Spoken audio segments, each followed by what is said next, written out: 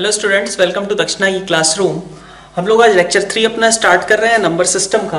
और जैसा कि हमने पहले भी डिस्कस किया था, रैशनल नंबर्स डेसिमल्स को फ्रैक्शंस में किस तरीके से बदल सकते हैं हम, और दूसरा पार्ट था कि आप फ्रैक्शंस को किस तरीके से डेसिमल में बदल सकते हो, जिसके बारे में आपको पहले से ही मालूम था। तो यहाँ तक का पोर्शन हमने ऑलरेडी डिस्कस कर लिया है, जो आपके रिकरिंग डेसिमल्स थे। और हमने ये भी डिसाइड किया था कि जो हमारे नॉन रेकरिंग वाले चीज़ें होंगी, जो टर्मिनेट भी नहीं होते डेसिमल्स और ना ही रेकरिंग होती है उनमें किसी भी टाइप की, ऐसे डेसिमल्स हमारे इर्रेशनल की कैटेगरी में आते हैं, क्योंकि उनको हम p/q के फॉर्म में एक्सप्रेस नहीं कर सकते हैं। ठीक है, तो आगे का अपन डिस्कशन स्टार्ट करते हैं, जो कि है finding rational numbers between two given rational numbers. ठीक है, दो आपको रैशनल नंबर्स दिए गए हैं और उनके बीच में अगर आपसे कहा जाए कि n चीजें इंसर्ट करनी है, n रैशनल नंबर्स आपको बीच में इंसर्ट करने हैं। मतलब क्या हुआ, जैसे आपको दो नंबर्स दे दिए गए, सपोज 2/3 और 5/7। ठीक है, और कहा गया कि इनके बीच में 5 रैशनल नंबर्स इंसर्ट करो। ठीक है, ऐसे 5 रैशनल नंबर लिखो जो कि इन दोनों के बीच में लाई करते हैं। इंसर्ट करने का मतलब क्या हुआ, 2/3 और 5/7। ठीक है, इनके बीच में 5 ऐसे नंबर्स लिखो जो कि इन दोनों के बीच में ही एग्जिस्ट करते हो और वो रैशनल भी हो। तो p/q के फॉर्म में ही लिखना है हमें। ठीक है, p/q के फॉर्म में लिखना है, और आपको क्या चाहिए, वो उनकी वैल्यूज जो आए वो इन दोनों के बीच में ही आए, 2/3 एंड 5/7 के बीच में ही आए। ठीक है, तो ये प्रोसेस हमें कैसे करना होगा, तो इसके लिए आप देखें तो एक तरीके से हमारे पास दो मेथड्स हैं। मेथड 1 की बात करेंगे हम सबसे पहले। मेथड 1 आपका क्या स्टेट करता है। मेथड 1 में आपको सबसे पहले क्या करना होगा, जैसे मान लो आप दो नंबर्स लेते हो, सपोज a/b एक रैशनल नंबर है आपका और एक रैशनल नंबर है आपका c/d, और इनके बीच में कहा जा रहा है कि n नंबर्स आपको लिखने हैं। ठीक है, कितने n नंबर्स लिखने हैं। ठीक है, तो यहां पे आपको n रैशनल नंबर्स आपको बीच में इंसर्ट करने थे। ठीक है, तो सबसे पहला टारगेट हमें क्या करना चाहिए। ठीक है, सबसे पहला टारगेट हमें ये करना चाहिए, अगर इस तरीके की केस दिए हुए हैं, इसको एग्जांपल से समझने की कोशिश करेंगे।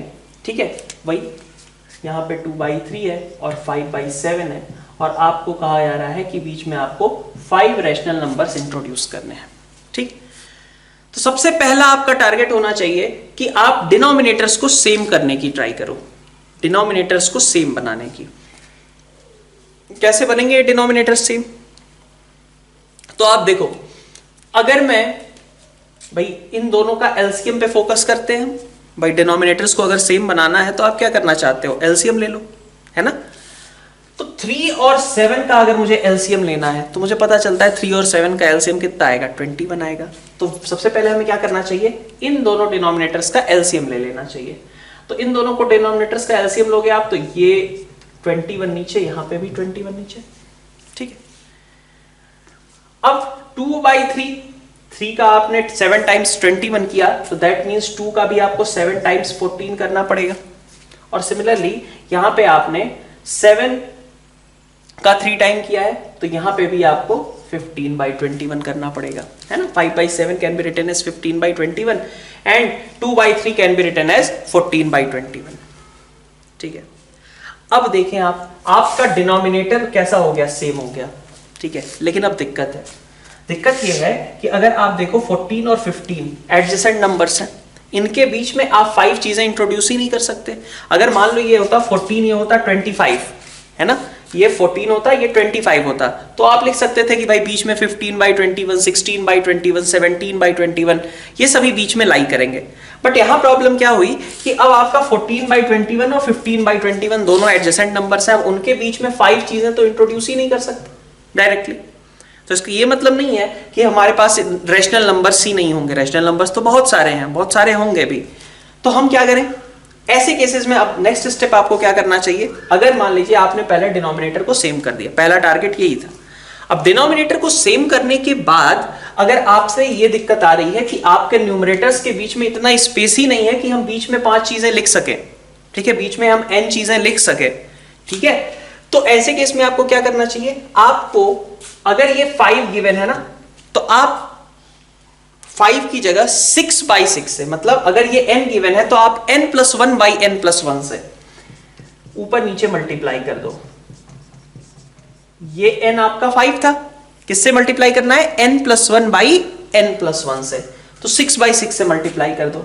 और सिमिलरली यहां पे भी आप क्या करो, 6/6 से मल्टीप्लाई कर दो। ठीक है, तो अब इससे आपके पास रिजल्ट क्या, सिचुएशन क्या बन जाएगी?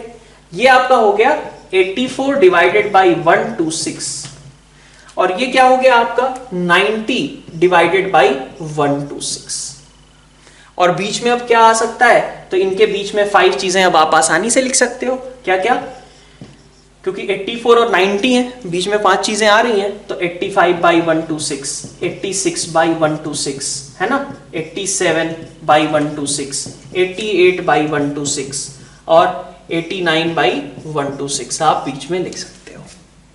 ठीक है, क्या किया हमने ओवरऑल, फिर से एक बार समझने की कोशिश करते हैं। सबसे पहले हमने ट्राई किया कि a/b और c/d जो दो नंबर्स दिए हुए हैं, ठीक है, इनके डिनोमिनेटर सेम करें। डिनोमिनेटर सेम कैसे करेंगे? Using LCM. तो 2/3 और 5/7, 3 और 7 का आपने एलसीएम लिया, 14/21 मतलब उस बेसिस पे लिख दिया। ठीक है, इसको डिनोमिनेटर 21 पे और इसको भी डिनोमिनेटर 21 पे आपने लिखा, तो दैट वाज 15/21। अब प्रॉब्लम ये हुई कि 14 और 15 के बीच तो 5 ऐसे नंबर्स ही नहीं है जिनके बेसिस पे इसको हम बीच के नंबर्स लिख सके। ठीक है, डिनोमिनेटर सेम हो चुका था, बट बीच में हमारे पास न्यूमरेटर में इतना स्पेस ही नहीं था कि हम सारी चीजें लिख सकें। तो इसलिए हमने क्या किया, ऐसे केसेस में आपको ध्यान रखना है ये वाला स्टेप, अगर यहां 5 नंबर्स आपको इंट्रोड्यूस करने हैं तो आपको 6/6 से मल्टीप्लाई करना होगा। अगर यहां पे आपको 4 नंबर्स इंट्रोड्यूस करने होते तो 5/5 से मल्टीप्लाई करना होता। किससे मल्टीप्लाई करना है? n+1/n+1 से। ये 6/6 कहां से आया है? तो this 6/6 is actually n+1 divided by n+1।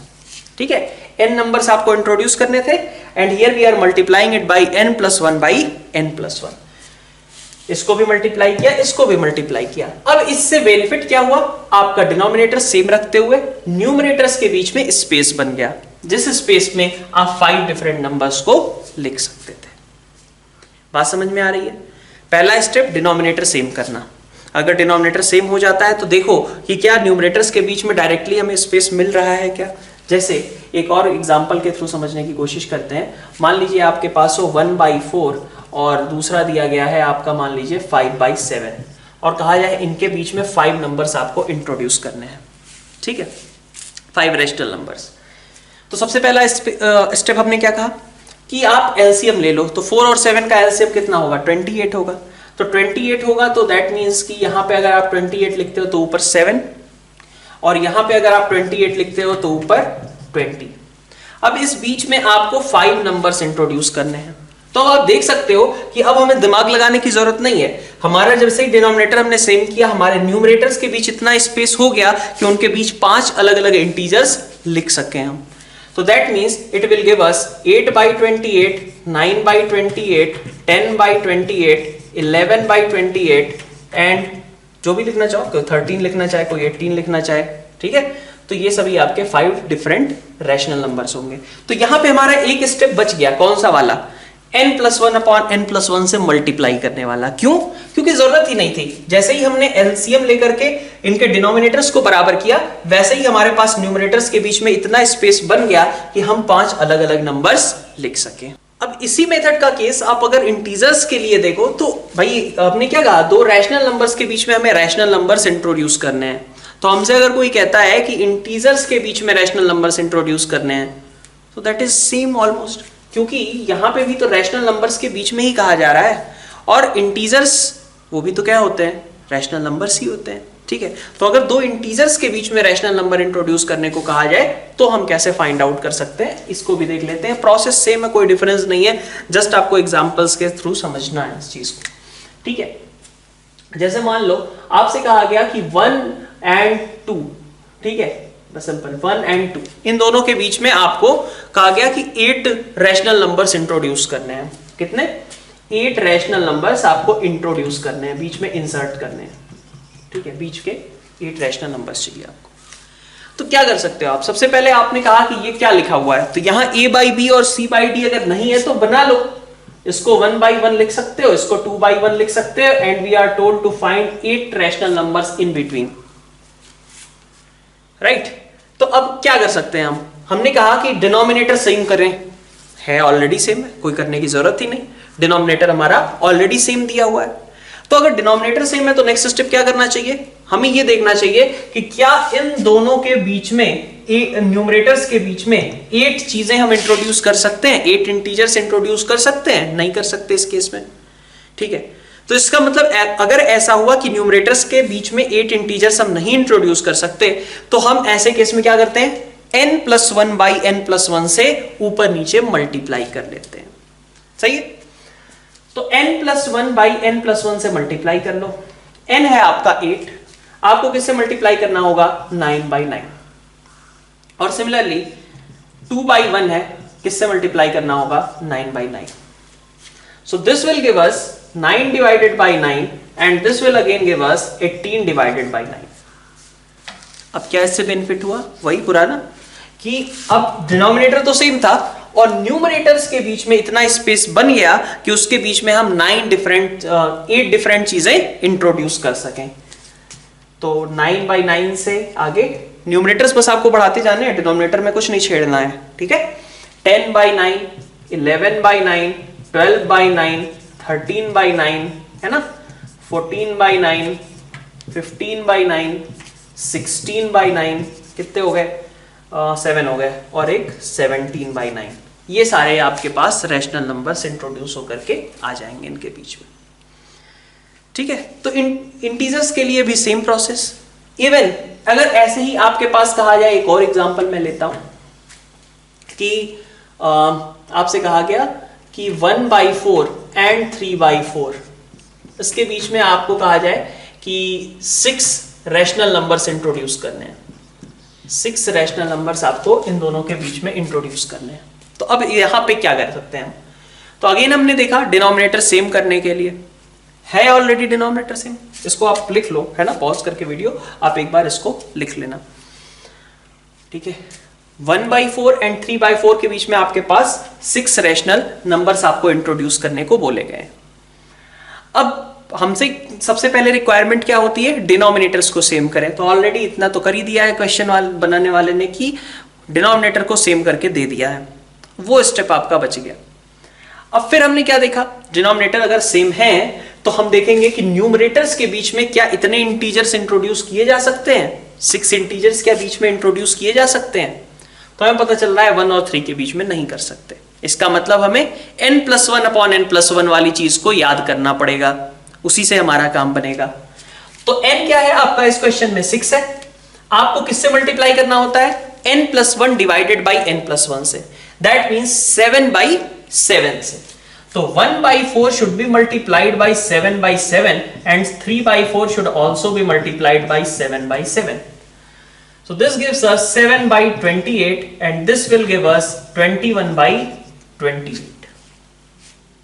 इन दोनों के बीच में आपके पास क्या चीजें हो सकती हैं, तो अब देखो 7 और 21 के बीच इतना स्पेस बन गया कि हम 6 इंटीजर्स इंट्रोड्यूस कर सकें, and that means we can go with 8 by 21, 8 by 28, 10 by 28, 12 by 28, है ना, 13 भी लिखना हो लिख लो, है ना, 19 by 28, 20 by 28 लिख लिया हमने। 6 लिखने थे, कोई से भी 6 इंटीजर्स हमने न्यूमरेटर में चूज कर लिए जो कि 7 और 21 के बीच में लाई करते हो। तो all these numbers will lie in between 1 by 4 and 3 by 4, ठीक है। तो ओवरऑल देखा जाए क्या प्रोसीजर था मेथड 1 के अंदर, कैसा भी केस हो, मेथड 1 के अंदर हमने ये प्रोसेस लिया है कि हम सबसे पहले टारगेट करेंगे कि हमारे डिनोमिनेटर सेम हो जाएं, उसके लिए एलसीएम की हेल्प लेनी पड़ेगी, लेकिन हमें टारगेट क्या करना है कि डिनोमिनेटर्स हमारे सेम हो जाएं। एक बार जब डिनोमिनेटर सेम हो गए तो आपको देखना क्या है कि दोनों जो न्यूमरेटर्स आपको दिख रहे हैं, क्या उनके बीच में 6 या फिर जितने भी n नंबर ऑफ इंटीजर्स जो आपको कहे गए हैं, n रैशनल नंबर्स, उतने इंटीजर्स क्या आप न्यूमरेटर्स के बीच में इंट्रोड्यूस कर सकते हो, बीच में उतने इंटीजर्स आपके बन रहे हैं या नहीं बन रहे हैं। अगर बन रहे हैं तो वेल एंड गुड, डायरेक्टली वहां से आंसर लिख सकते हो, और अगर नहीं बन रहे हैं तो ऐसे केस में आपको क्या करना होगा, ऐसे केस में आपको n अगर रैशनल नंबर्स आपको इंट्रोड्यूस करने थे तो n+1 डिवाइडेड बाई n+1 से ऊपर नीचे मल्टीप्लाई कर दो, ठीक है। उसके बाद जो आपके पास केस आएगा वहां पे आपके दोनों न्यूमरेटर्स होंगे, उनके बीच में उतने इंटीजर्स पक्का एग्जिस्ट करने लगेंगे जितने की आपको रैशनल नंबर्स रिक्वायर्ड हैं। तो 7 और 21 के बीच जैसे यहाँ पे आपके ऑब्वियसली कम से कम 6 रैशनल नंबर्स तो 6 इंटीजर्स तो मिलने ही लगे, तो उस चीज का आपको बेनिफिट लेना है और डिनोमिनेटर को सेम रखते हुए केवल न्यूमरेटर्स को बढ़ाते जाना है। All these numbers will lie in between a by b and c by d, which were two given rational numbers. Next अपन बात करते हैं मेथड 2 की, जो कि बिल्कुल ही सिंपल सा है, हर किसी को तुरंत ही समझ में आ जाएगा, ज्यादा कुछ प्रोसेस करने की जरूरत ही नहीं, दिखने भी लगेगा कि ये चीजें सभी जो हम लिख रहे हैं वो बीच की ही लिख रहे हैं, बीच के रैशनल नंबर्स लिख रहे हैं। तो आइए स्टार्ट करते हैं अपना मेथड 2।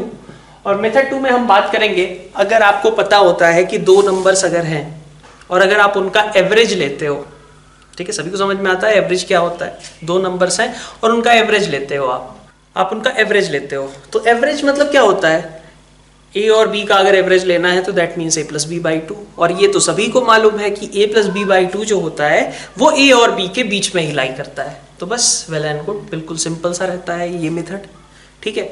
आपको समझ में आता है बात कि अगर ए और बी के बीच का एक नंबर हमें लिखना है तो हमें क्या करना चाहिए, उन दोनों के बीच का एवरेज अगर हम लिखते हैं, ठीक है, ए और बी का अगर हम एवरेज लिख देते हैं तो वो ऑब्वियसली दोनों नंबर्स के बीच में ही लाई करेगा।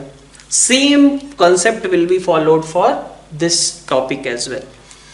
अगर आपके पास a/b है और c/d दो रैशनल नंबर्स हैं, ठीक है, तो कुछ करने की खास जरूरत नहीं है। अगर आप दोनों का एवरेज लिखते हो तो आपको एक नंबर मिलेगा, ठीक है। बल्कि मैं इसको अभी थोड़ी देर के लिए ऐसे लिख लेता हूं, a/b c/d लिखने की जगह मैं एक रैशनल नंबर को कैपिटल A से रिप्रेजेंट कर देता हूं, एक रैशनल नंबर को कैपिटल B से रिप्रेजेंट कर देता हूं। तो आप अगर a+b/2 लिखते हो तो a+b/2 will be A number जो कि A और B के बीच में लाई करेगा, है ना। अब आप सोचो, A और B के बीच में आपने एक नंबर तो लिख ही लिया a+b/2। अब अगर आप A और a+b/2 के बीच में भी एक और नंबर लिखना चाहो तो इन दोनों का एवरेज ले सकते हो। क्या कह रहा हूं मैं, जैसे मान लो आप कहना चाह रहे हो कि 1 और 2 के बीच में आपको 5 रैशनल नंबर्स लिखने हैं, सपोज ये आपसे क्वेश्चन में कहा जा रहा है, तो मैं कह रहा हूं कि सबसे पहले आपके पास 1 और 2 दो रैशनल नंबर्स थे। अब अगर आप इन दोनों का एवरेज लेते हो तो you will get a number जो कि इन दोनों के बीच में एग्जिस्ट करेगा। तो 1 और 2 के बीच का एवरेज आपने लिया तो दैट मीन्स कि इन दोनों का एवरेज कितना आएगा, 1+2/2 मतलब 1.5, ठीक है, इतना। अब मैं चाहता हूं कि नहीं, मुझे एक थोड़ी ना, मुझे तो 5 रैशनल नंबर लिखने थे, कैसे लिखूं। तो बहुत सिंपल सी बात है कि अगर आप इन दोनों के का भी फिर से एवरेज लेते हो, मतलब 1 और 1.5 का एवरेज अगर लेते हो तो अगेन आपको एक ऐसा नंबर मिलेगा जो 1 और 1.5 के बीच में एग्जिस्ट करेगा। सिमिलरली 1.5 और 2 के बीच का नंबर का एवरेज लेते हो तो भी आपको एक ऐसा नंबर मिलेगा जो कि इन दोनों के बीच में एग्जिस्ट करेगा। And this process will continue and on, जब तक कि हमें जितने नंबर चाहिए उतने हम लिख ना लें। तो आप देखो, a और a+b/2 इन दोनों का आप एवरेज ले लो, ठीक है। तो a और a+b/2 का आपने क्या करना है, इन दोनों का आपको एवरेज ले लेना है। तो आपको क्या मिलेगा, देख सकते हो आप, a और a+b/2 का अगर आपने एवरेज लिया तो आपको ये वैल्यू मिलेगी। और सेम तरीके से आप एक नंबर यहां पे भी ले सकते हो कि अगर आप a+b/2 और b का एवरेज ले लो तो भी आपको एक ऐसा नंबर मिलेगा जो कि इन दोनों के बीच में ही एग्जिस्ट करेगा, ठीक है। a+b/2 और b का आपने एवरेज ले लिया तो अगेन आपको एक ऐसी क्वांटिटी मिलेगी जो कि a और b के बीच में ही एग्जिस्ट कर रही है। तो this will give you 3a, ठीक है, 3a plus b divided by 4, while this will give you a plus 3b divided by 4।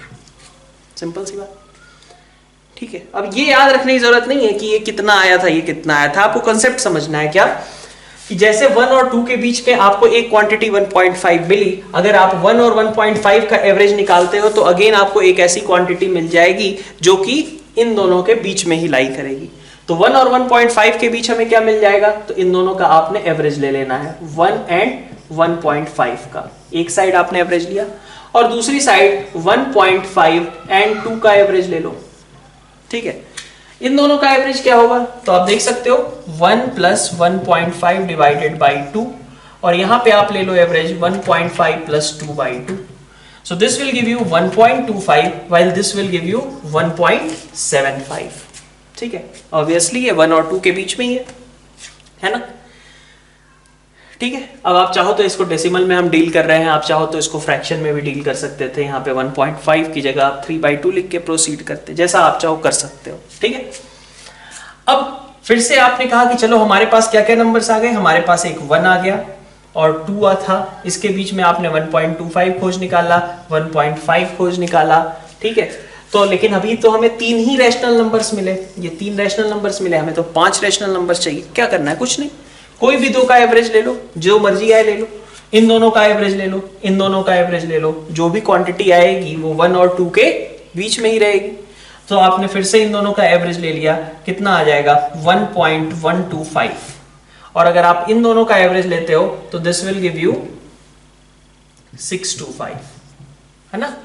तो आपके पास अब दिख रहा है सीधा सीधा 1, फिर 1.125, फिर 1.25, उससे बड़ा होगा 1.5, इन दोनों के बीच में ये आ जाएगा 1.625, है ना, फिर 1.75 and then you will get 2, ठीक है। तो ये आपके पास अब दिख रहे हैं, ये 5 आपके वो रैशनल नंबर्स हो गए जो आप 1 और 2 के बीच में लिख सकते हो, ठीक है। तो कॉन्सेप्ट कुछ भी नहीं है, सिंपल सा है, एवरेज निकालते जाओ लगातार, जितना एवरेज निकालोगे उतने आपको बीच के नंबर्स मिलते जाएंगे। और अब ये तो बात सभी के समझ में आती है कि एवरेज कहाँ होता है, 2 नंबर्स का एवरेज उनके बीच में ही एग्जिस्ट करता है, ठीक है। तो यूजिंग एवरेज आप हर एक वैल्यू निकाल सकते हैं इस तरीके से। तो आपके मेथड 1 और मेथड 2 जो थे दोनों ही आपको क्लियर कर दिए गए हैं। इससे रिलेटेड मेथड 2 से रिलेटेड हम कुछ और एग्जांपल्स लेते हैं। यहाँ पे बेसिकली हमने 2 इंटीजर्स के बीच में इसको आपको एक्सप्लेन करने के लिए लिया था कि 2 इंटीजर्स के बीच में हम आसानी से कैसे रैशनल नंबर्स इंट्रोड्यूस कर सकते हैं। अब हम कुछ a/b c/d टाइप की चीजें लेते हैं, 2 फ्रैक्शंस, और उनके बीच में ट्राई करते हैं। सेम प्रोसेस सेम ही रहेगा, थोड़ी सी कैलकुलेशन शायद थोड़ी ज्यादा लगे, बस दैट्स इट। तो वही एग्जांपल अपन लेते हैं बस फिर से कि 2/3 एंड 5/7, है ना, इसके बीच में ही आपको 5 रैशनल नंबर्स इंट्रोड्यूस करने हैं। ये एग्जांपल लेते हैं। तो प्रोसेस वही है, एवरेज निकालते जाना है, बिल्कुल सिंपल सी बात मैंने करी, है ना। तो 2/3 और 5/7 का आपने एवरेज निकाल दिया सबसे पहले। तो एवरेज कितना आएगा, तो 2/3 प्लस 5/7 डिवाइडेड बाई 2, ठीक है। एलसीएम आप ले सकते हो, कितना आ जाएगा ये 29/42, दिस विल गिव 29/42। तो 2/3 और 5/7 के बीच का एक नंबर आपको मिल गया। तो आपको अब कितना मिल गया, एक तरीके से 2/3, फिर इनके बीच में है 29/42, फिर इसके बाद है आपका 5/7। फिर से क्या करें, इन दोनों का एवरेज निकाल लो, इन दोनों का एवरेज निकाल लो, है ना। तो ये कितना है देगा, ये आ जाएगा आपका 2/3 plus 29/42 divided by 2 and this will give 29/42 plus 5/7 divided by 2, ठीक है। कितना आया, सिंप्लीफाई कर लेते हैं इसको। तो 28 और 29, 57/84, ये आपका मिल रहा है 57/84, ठीक है। और इधर से आपका कितना आ रहा है, तो 59/84, ठीक है। तो अब आपको कितनी चीजें मिल गई, अब आपको यहां पे मिल गया 2/3, देन उसके बाद बीच में ये आ गया, है ना, 57/84, फिर ये आपको मिला 29/42, फिर 29/42 और इसके बीच में आ गया आपका 59/84 और उसके बाद आपका आ गया 5/7। 3 चीजें मिल गई, 2 और निकालनी है। फिर से आप इनका एवरेज ले लो, इनका एवरेज ले लो, इनका एवरेज ले लो, जो मर्जी है ले लो, कोई भी 2 एवरेज, है ना। तो इन दोनों का एवरेज आपने निकाल लिया 2/3 प्लस 57/84 डिवाइडेड बाई 2, एक नंबर यहाँ इंट्रोड्यूस हो जाएगा। और सिमिलरली यहाँ पे 29/42 प्लस 59/84 डिवाइडेड बाई 2, एक और नंबर यहाँ पे इंट्रोड्यूस हो जाएगा। तो यहाँ पे आपके पास कितना आ गया, 113 डिवाइडेड बाई 168 आई गेस, है ना। हाँ, एंड सिमिलरली यहाँ पे कितना आ जाएगा आपका, यहाँ पे आपके पास आ जाएगा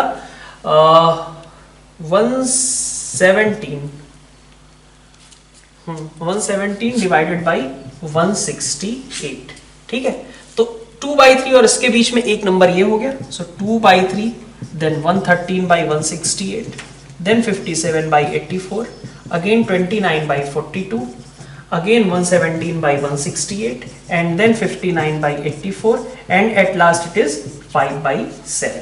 तो आप देख सकते हो बीच के आपके 5 नंबर्स आपको मिल गए। बहुत सारे नंबर्स होंगे, एक मेथड से करोगे तो कुछ अलग नंबर्स निकलेंगे, दूसरे मेथड से करोगे कुछ अलग नंबर्स निकलेंगे, ठीक है। तो मान लो किसी ने बस यहीं पे सेम मेथड अप्लाई करते हुए इन दोनों के बीच का एवरेज निकाल लिया होता, कुछ अलग नंबर मिलते हैं, ठीक है। तो उससे कोई कंसर्न की बात नहीं है, बस ये है कि जो आप प्रोसेस कर रहे हो वहां से जो आपके पास वैल्यूज आ रही हैं वो सभी बीच में आनी चाहिए, बस, ठीक है। एक एग्जांपल हम निगेटिव नंबर से भी ले सकते हैं, सेम प्रोसेस वहां पे भी है। अगर मान लो हम यहाँ पे निगेटिव नंबर्स के लिए करना चाहें तो उसके लिए भी मतलब -2/3 और 5/7 है सपोज, ठीक है, एक पॉजिटिव एक निगेटिव, उनके बीच आपको रैशनल नंबर्स इंट्रोड्यूस करने हैं, तो उसके लिए भी प्रोसेस सेम होगा, लेकिन अपन एक बार उसको भी नेक्स्ट एग्जांपल के तौर पे देखते हैं।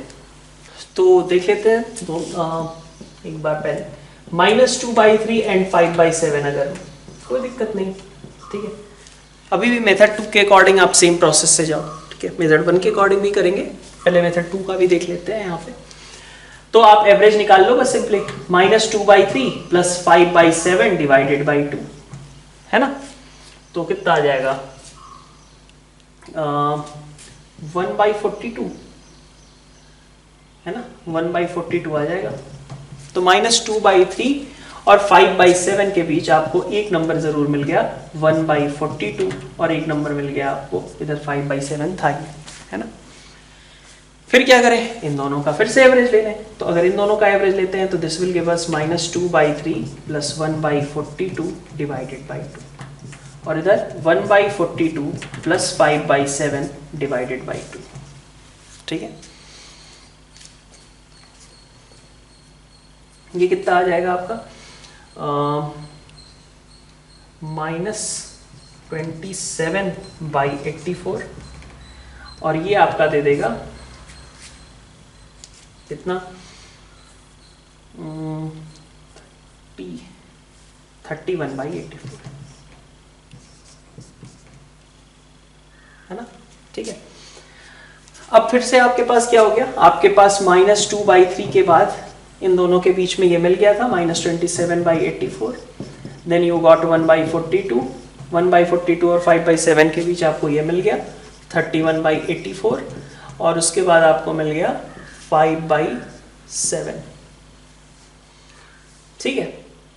3 नंबर्स आपको मिल गए, 2 नंबर्स और इंट्रोड्यूस करने हैं, अगर तो 2 नंबर्स और इंट्रोड्यूस करने हैं तो अगेन आप क्या करोगे, बस दोनों का फिर से एवरेज ले लो, आपके पास सारी वैल्यूज निकल करके आ जाएंगी, ठीक है।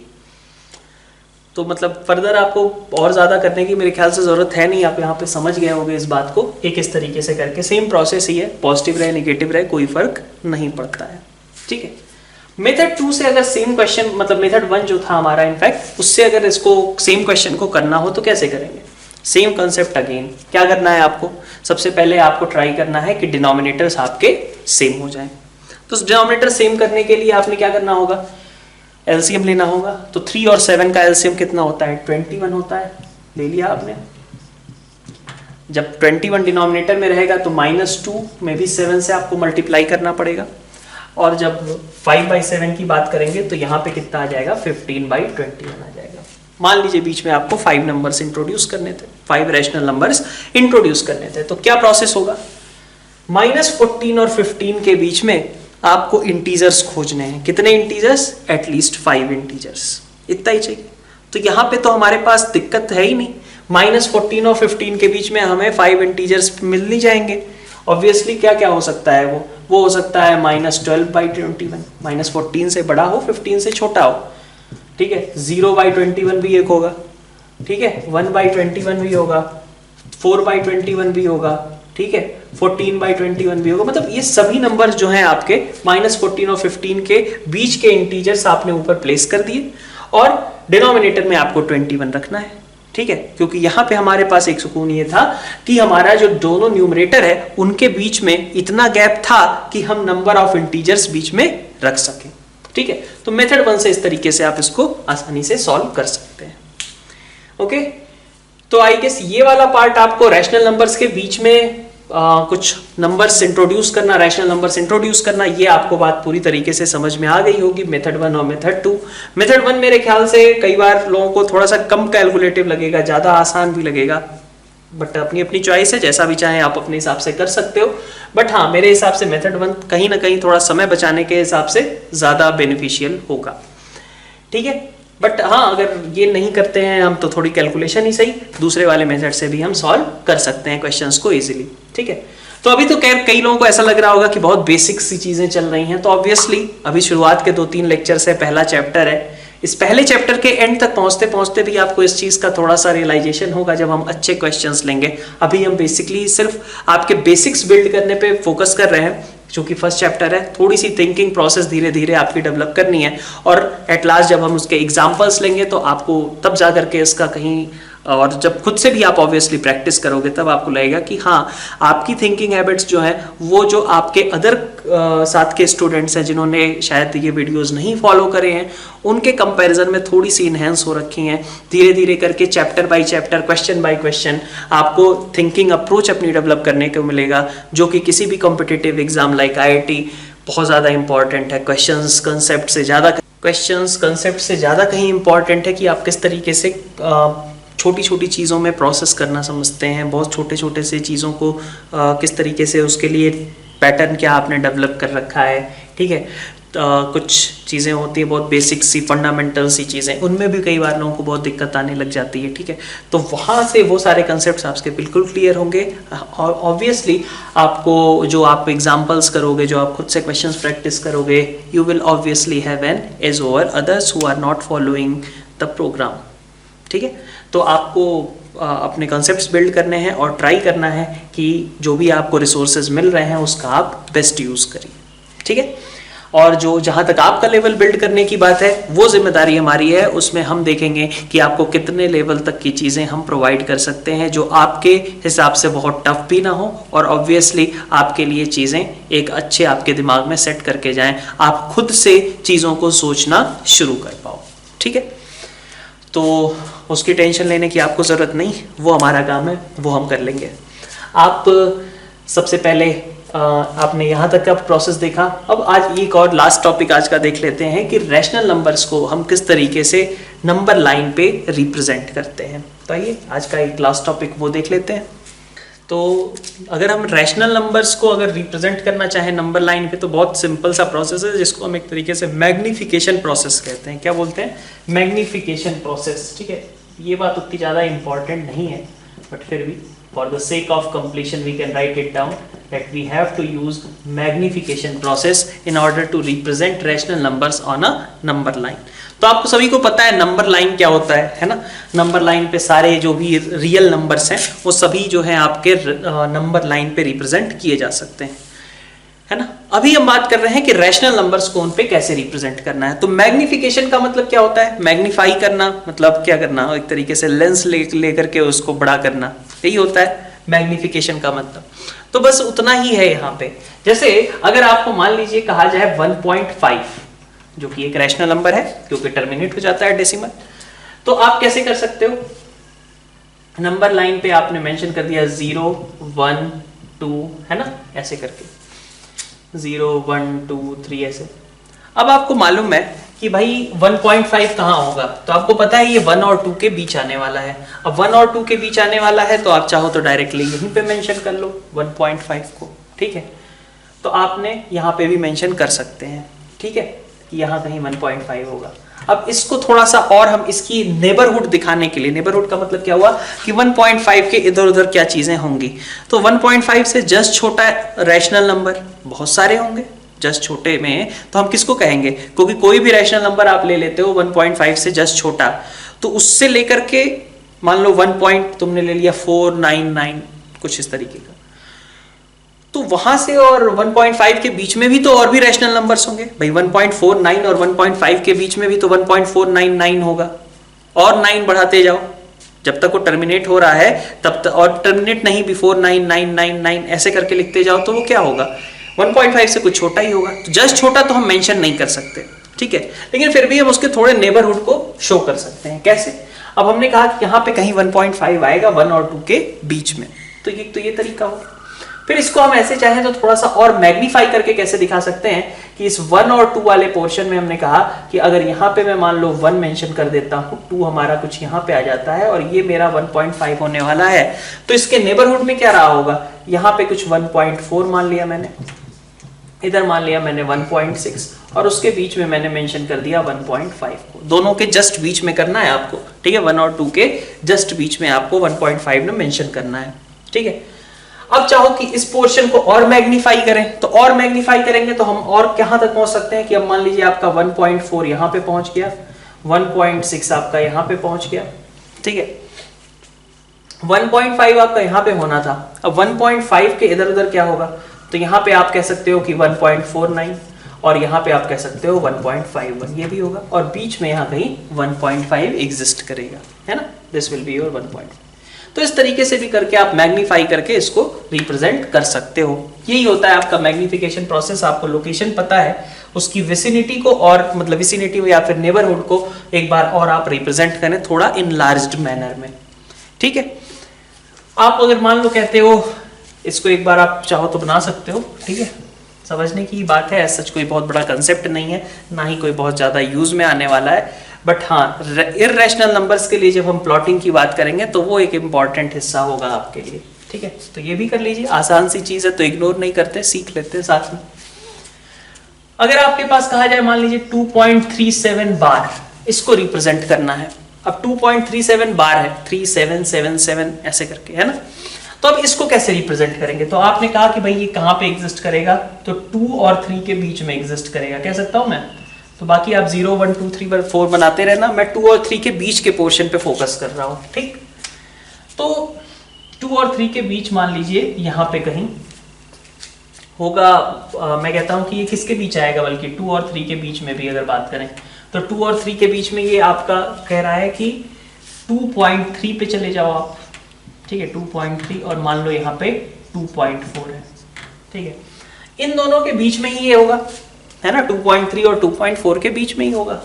अब हम क्या करें, फिर से इस पोर्शन को और मैग्नीफाई कर दें, 2.3 से 2.4 का रीजन ही हमारे काम का रीजन है, उसको हम थोड़ा और मैग्नीफाई कर दें। तो हमने कहा कि 2.3 इस बार मैं यहाँ पे मेंशन कर लेता हूँ और 2.4 मैं यहाँ पे मेंशन कर देता हूँ।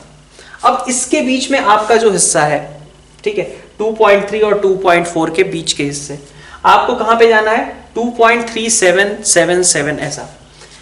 तो अगर मैं ये टोटल जो डिस्टेंस है इसके 10 इक्वल पार्ट्स करूं, 10 इक्वल पार्ट्स करूं, तो आप क्या मेंशन कर लोगे, यहां पे आपका 2.31 2.32 2.33 2.34 है ना, ये 0.31 होगा, यहां पे 0.32, यहां पे 0.34 0.31 32 33 34 देन 35 36 बल्कि, है ना, 37 38 39 और यहां पे मान लो तुम्हारा 2.4 है, ठीक है। आपने क्या किया, 10 इक्वल पार्ट्स इसके कर दिए। पिछली बार तो आसान था कि आपको 1.4 और 1.6 के बीच में जाना था, सीधा 1.5, ठीक है, इन दोनों के बीच में जाना था। अब यहां पे क्या है, 2.37 बार है, तो 2.3 और 2.4 के बीच में आपने क्या किया, 10 इक्वल हिस्से कर दिए, जिससे कि आप 2.31 2.32 2.33 34 35 36 37 38 39 एंड दिस वन इज 2.4। अब ये क्या होगा, ये 2.37 से बड़ा है और 2.38 से छोटा है, तो अगर इसको मेंशन आप करना चाहो तो ये 1 था 2 3 4 5 6 7, so this one is your 2.37, ये आपका 2.37 है और ये आपका क्या है 2.38 है ना। अब इस पोर्शन को फिर से मैग्नीफाई कर दो, इसको फिर से मैग्नीफाई किया आपने कि 2.37 and this one is suppose your 2.38, थोड़ा और दूर कर लेता हूं, ठीक है। अब आपको कहां पे जाना है, इसके फिर से आप 10 इक्वल पार्ट्स कर लो, तो आपको क्या मिलेगा, 371 372 373 374 375 376 377 378 379। और लास्ट में 2.38। ये 10 इक्वल पार्ट्स मिलेंगे। ये आपका 371 है, ये 2 है, ये 3 है, ये 4 है, ये 5 है, ये 6 है और ये 7 है। So this one is your 2.377 है ना। और ये क्या है आपका, ये आपका है दिस वन इज 2.378। अब इसी के बीच में इसको लाई करना है ना। तो अब आप चाहो तो इसके बीच में 2.377 और 378 के बीच में आप इसको मेंशन कर सकते हो। यहाँ पे कहीं फिर से इसके 10 पार्ट्स कर दो और यहाँ पे कहीं ये 2.377 बार, ठीक है, 37 बार ये कहीं यहाँ पे आपका मेंशन हो जाएगा, ठीक है। तो बहुत ही आसान सा मेथड है, आपको 10 इक्वल पार्ट्स करते जाना है, मार्क करते जाना है और उसको मेंशन कर देना है वहाँ पे, ठीक है। बहुत ज़्यादा इंपॉर्टेंट नहीं है बट ठीक है, आपके चूंकि सिलेबस का पार्ट है तो इसलिए आपको एक बार को पता होना चाहिए, ठीक है। अब ये कहानी आपकी कहीं रुकने वाली नहीं है। वैसे आप जितना चाहो उसको इनलार्ज करते जाओ, 10 हिस्से करते जाओ और उसमें 7th वाले पे मार्क करते जाओ, वो लगातार वैसा ही बनता रहेगा, ठीक है। तो ऐसा नहीं है कि आप एग्जैक्टली मेंशन कर पाओगे, लेकिन हाँ ये एक अप्रोक्सीमेट आपको इसका रिप्रेजेंटेशन शो करता है, ठीक है। तो आज का लेक्चर हम यहीं पे रियल नंबर्स को रैशनल नंबर्स को किस तरीके से रिप्रेजेंट करते हैं इसको लेके एंड करते हैं। आपका रैशनल नंबर से रिलेटेड जो भी पोर्शन था वो कंप्लीट हुआ। अब बात आएगी आपके कल के लेक्चर में इर्रेशनल नंबर्स की, और वहां पे आपको ये भी देखना होगा कि जो आप अभी तक एलसीएम, एचसीएफ इन सब की बात करते थे, ठीक है, वो एलसीएम हमेशा एग्जिस्ट नहीं करता है। एलसीएम कब एग्जिस्ट करता है इसको लेकर के भी हम डिस्कस करेंगे, और उसमें इर्रेशनलिटी का क्या, इर्रेशनल नंबर्स का क्या रोल है, उस चीज़ को भी हम कल के लेक्चर्स के साथ एक बार को डिस्कस करना चाहेंगे, ठीक है। तो आज का लेक्चर हम यहीं पे एंड करते हैं, मिलते हैं नेक्स्ट लेक्चर्स के साथ। Thank you all.